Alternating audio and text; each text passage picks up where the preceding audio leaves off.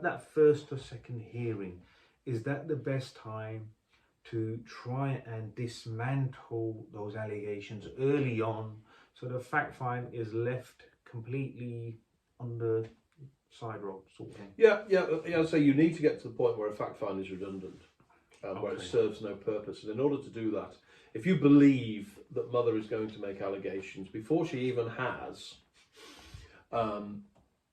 declare your hand. Declare your hand, because as I say, you do get lots of opportunity to engage with the court, both verbally and in the written form.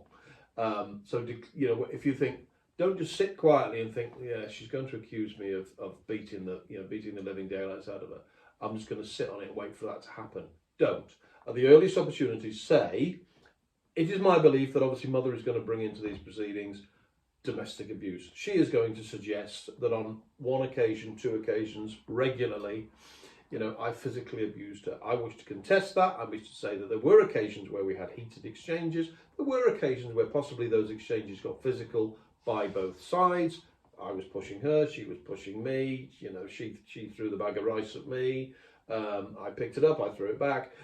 So if those situations happen, then declare those situations happen. Because as I say, the point of a fact find is to decide whether an allegation is true. If you've already explored it and either held your hand up to some of it, or demonstrated that it can be dismissed, the fact find's irrelevant.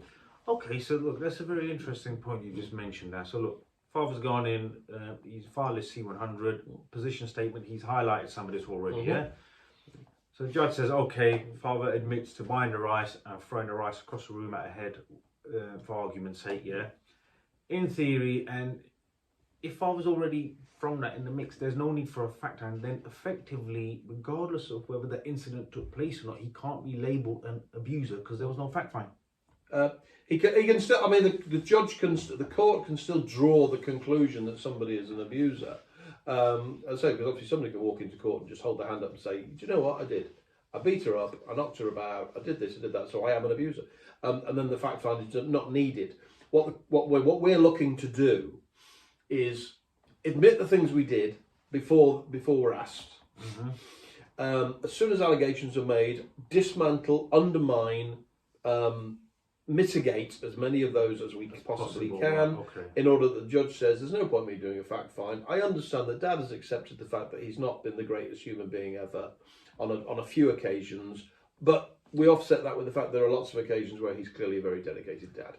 Hence, we can't just, this is what I'm saying. So the weight of labelling him an abuser, he won't have the weight you would have had on him if it were to be found in the fact find. Oh, absolutely. So it's better off he admits to what he's done, or what if he's done something, of that sort of nature, and what he hasn't, mitigate it, reduce it, eliminate it, and then the outcome will be a lot better than rather than going for a fact find and coming out.